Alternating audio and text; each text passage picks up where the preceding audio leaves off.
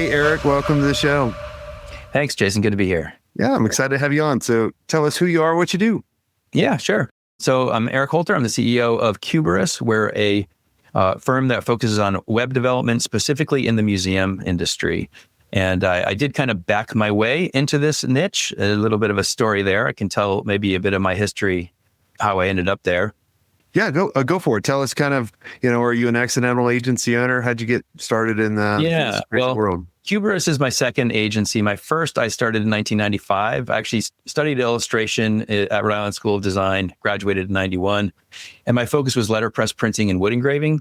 So I was doing things really old school. Did some freelance illustration, was able to buy a press. So I was doing some letterpress printing and ended up, letterpress printing doesn't pay a lot of the bills. So got a job in advertising. And that was like still with, shooting stats, rubber cement, sending out for type, old mechanicals, Ruby Lith.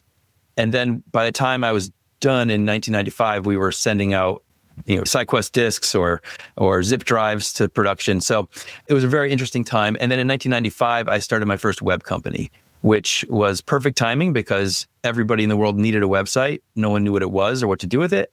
But I had tons of contacts in the advertising world. And every creative director I knew was like, please get to my office today because my clients tell me I need a website and I don't know what that is. So I started my first company. It grew very quickly to about 12 people or so. And then dot-com bubble burst happened. Then 9/11 happened, and we barely survived. We went from 12 down to 5 very, very fast. And I had to learn how to actually run a business because up until that point, I went to art school and company did grow again. And then I sold it to an employee in 2013, which once I left, I started consulting, just helping other owners to learn how to run their business as I had. And my current company, Cuberus, was one of my clients. And the owner there was an incredibly talented creative director, but just didn't want to run the business. And so I came in, ran the business, and then purchased the company from him. So Nice. Kind of backed into the current niche, but I've been enjoying it. One of my first couple websites. So I got started by accident. I did a website designing a fake website called In Shit, making fun of NSYNC because one of my friends looked like Justin Timberlake. And then one of the fake band members got a DUI.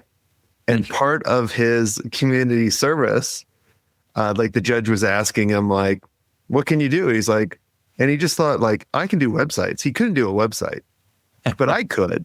Yeah. And so the judge made him do a website, which was me, do a website for a museum in Atlanta. I think the statutes of limitations have run out, so they can't go after us. But yeah, that was the only museum website I've ever designed. It was for my friend that got a DUI. So there's a lot to unpack there. So let's go back to kind of 95 to the bubble, the dot-com bubble. You said you kind of started you took a hit there.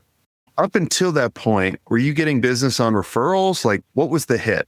Yeah, back then it was easy. Everybody needed a website, and there were very few people doing it. So one of my first clients I picked up was Amica Insurance. They're a fairly national insurance company. And I was up in Rhode Island at the time, and they were a Rhode Island company. So I just literally sent them a cover letter saying, hey, I do websites. They had me come in and pitch the business. I did not know I was pitching up against IBM, but we got the business. So it was back then, man, the resources were few, the need was huge. So it was super easy. Dot-com bubble burst changed absolutely everything. And up until that point, people had overspent. Like, it was so hyped. If you had a .com in your name, people wanted to throw venture capital at you. So it was just ridiculous. But once the bubble burst, everyone cooled. So they'd overspent. Expectations weren't met. So nobody really was interested in their website. So they had to sit fallow for 2 or 3 years. And then at 9/11, pretty much all business just came to a grinding halt after that. So it took about 3 or 4 years for the market to return.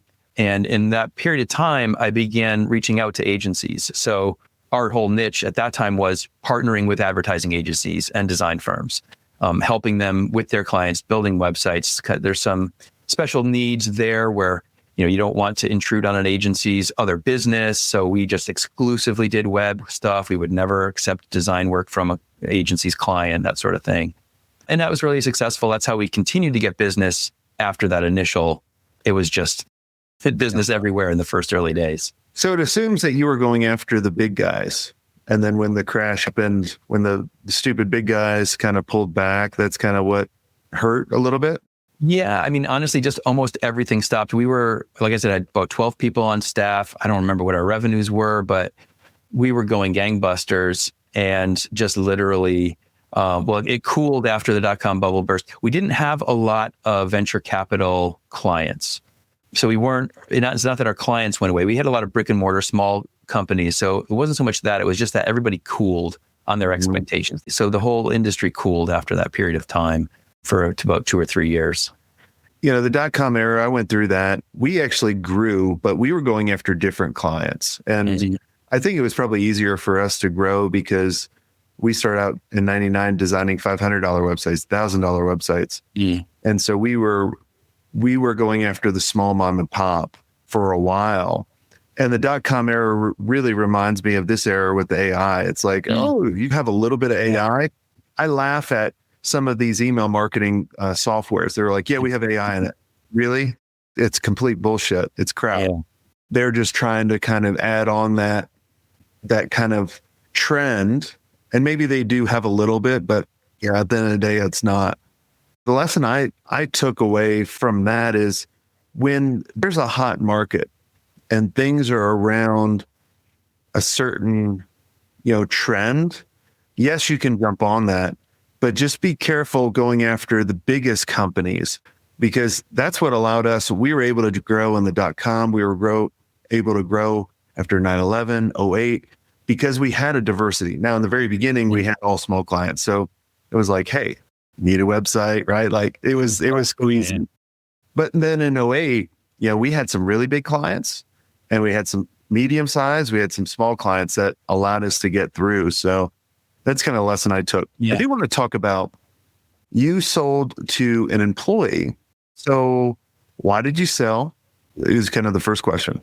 Again, that was somewhat accidental. So in 2000, or fortunately, right before everything went badly for us, I had hired David Baker, who's a consultant in the industry, and I kind of got my education on how to manage an actual business, not just do good work. And so I'd kind of gotten framed up right. And one of his pieces of advice was run your company in such a way that if you ever wanted to sell it, you could, which meant putting people in key places, making sure that the company didn't depend on me day to day, but that I could add value, but not be essential to the work. And I didn't take that advice because I wanted to sell it. He was interested in doing sales and in kind of managing staff. And so I just trained him and coached him. And by 2007, 2008, I didn't really have much to do. I'd come into work and I'd do some research, maybe write a newsletter. What's this new Facebook thing? And I'd write a newsletter about that and send it out. But day to day, I wasn't involved in the operations. And if you're an entrepreneur and you don't have a lot of work to do, it's annoying. It's not a very thriving experience. So I basically kept finding myself wanting to do new things with the company and turn it in directions. I'd explore it. I'd come up with a plan. And I was, you know what? If I do that, it's only going to divert what's already working. We were hitting on all cylinders at that point in time. We had crazy pipeline. We were turning down work. So why, fix something that's not broken?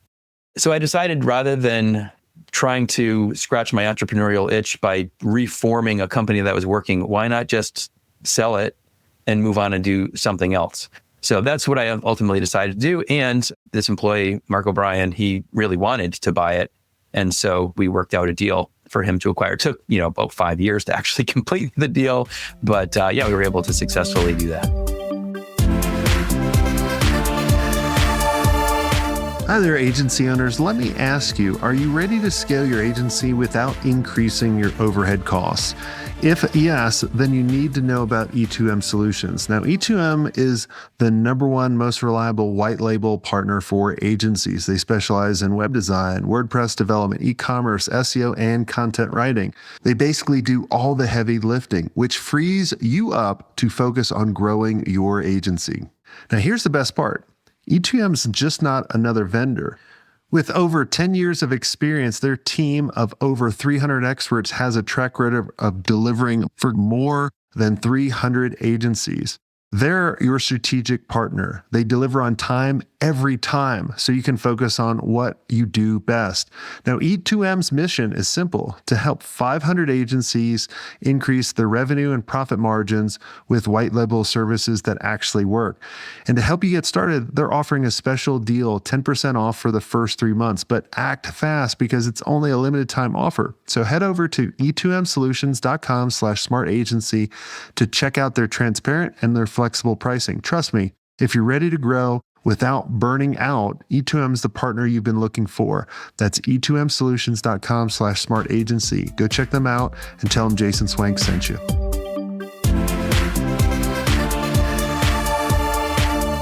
And so you approached him saying, hey, I no longer want to run this business. Would you like to buy it? How did that conversation go? Yeah, we had talked about ownership a bunch of times. Early on, I was pretty reluctant to either sell shares or equity because it doesn't really make a lot of sense in that business model for someone who only has, a minority stake in it.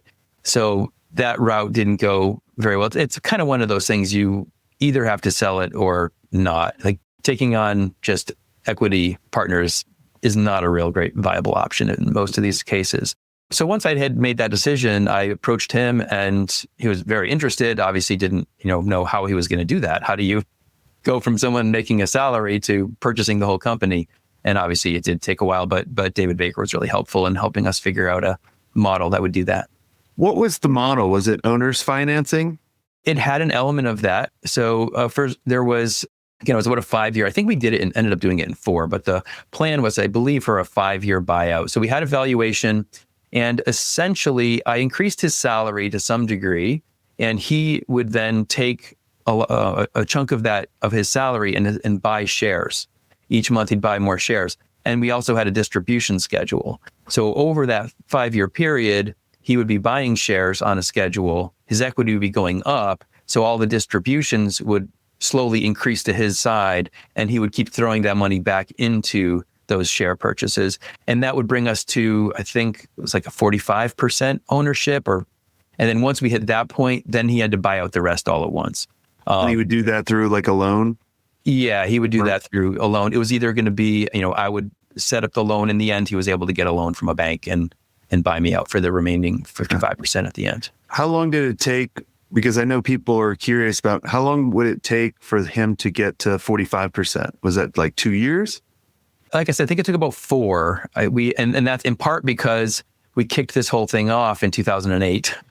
And the company did have maybe like a year in there where it wasn't doing great as a result of the economy. So we probably could have gotten it done in 3, but it ended up taking 4. We had planned like a 5 at most, could have done 3, ended up being 4. And I like that model because you're still in control up until he has the money to buy the whole thing out. Right. Is that correct? And so were you still working in the business or did you kind of go? To a very minor degree. I'd already trained him. So like, honestly, I didn't need to be there. So part of the agreement was both, the initial valuation, the buying of shares, and then there was also a consulting piece. So I left employment with the company. So while this transition was in place, I was employed as a consultant to the company. So that also gave me additional revenue in the buyout, unrelated to the actual valuation of the company. And, I would be available. So whatever he needed to talk, we'd have at least once a week, we'd have a meeting and talk things through. But if there were ever any issues, I would be there to help. And so I kind of coached along during that period as a consultant to the company. Was the consulting fee less than your salary used to be or more? It was probably about equivalent. I don't remember exactly. I'm just trying to give people idea because there's some people who are listening be like, I never thought about that. Like, how could I do that? How can I sell to one of my employees, and saying, look, I'm going to increase your salary a little bit. And then you can kind of put that into buying shares based on the valuation. Seems like there's no earnout. And then when you hit the 45%, which you still control. So honestly, like, I presume you were acting as like the chairman. So if he did start buying ownership and then he started doing something stupid, you could say you're fired as an employee. You still own this amount of shares. Is that correct? Yeah, we had worked through some lawyers to kind of try to talk through those contingencies. I couldn't just let him go at will. There would have to be some kind of cause and process and so forth. So we had to talk through all those aspects. But yeah, you just have to be able to take your time with the process in order to make that work. And did you feel that at that time you were holding the company back? Is that why you were kind of not doing much in the agency? Yeah, Mark was handling all of the sales at that point. I trained him to do that. I had project managers in place to handle the actual workflow. And aside from coaching Mark, and I wrote these newsletters every month, a lot of the clients at that point said, does this guy Eric really exist, or is he just like a brand figment? Because they never even met me for those years. And so it just worked out that way. I mean, I don't like today with my current company, I'm not planning on selling it. I really like doing the work. Another thing that changed in that regard is back then I was an artist. I didn't have a programming background, so I couldn't do the work. I could do some design work potentially, but I couldn't actually take a project and do it. I had to hand it off to programmers and a whole process. Whereas today, I'm back in a place where I actually can talk to my clients. I can strategize with them. I can work with design and then actually build it and work with them. So it's a different situation. It engages me a lot more than back then where I was running the company, but not involved in the actual works product. Is there anything looking back you would have changed? Like, would you, knowing everything you know now, would you have still sold to the employee? Yeah, I think so. There was a moment in time where I had to make a decision that either I needed to be in the driver's seat and in the business, or I needed to be out of the business. And at that point in time, I didn't want to be back in the driver's seat. Also, I felt like Mark was doing an incredible job. Why displace him when he was thriving? And I did have these other ambitions. I wanted to consult.